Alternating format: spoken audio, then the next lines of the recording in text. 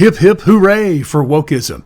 Hip, hip, hooray for Joe Biden and progressives that now lead us in our government and nation. So this week, we already hear that 3,500 students have signed a petition to tear down a gigantic monument of George Washington, who was a gigantic person in our history. What's funny with this is located at the University of Washington in Washington. It's rich.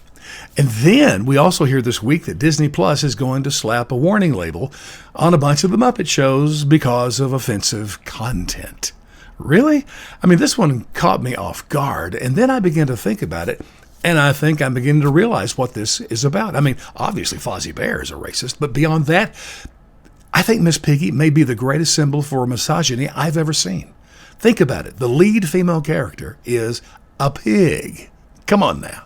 And the Muppet brought me to the connection with Mr. Rogers. Now, listen, Mr. Rogers has not been canceled yet, but now that I'm getting into this, he should be. I mean, think about this. One, when he graduated from college, then at seminary, he became a Presbyterian minister. And this was at the height of the Martin Luther King civil rights movement.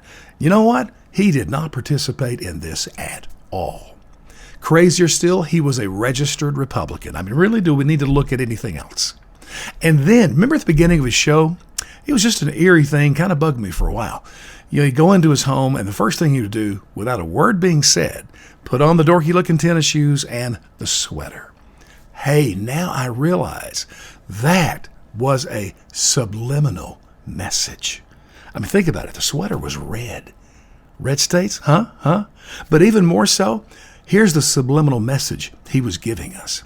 I'm white, and I'm better than you. Oh, how could we have missed this? And then the Muppet connection. My favorite Muppet was King Friday the 13th. Remember him? Listen, I could do a whole separate podcast on this. Don't have time. I'll leave it to you to figure out why this is such a racial injustice metaphor. All right, listen. As I said, we voted in leaders who are of the woke culture. We voted in leaders who want to tear down monuments, who want to eliminate and tear down our history because we're awful people. We're racist.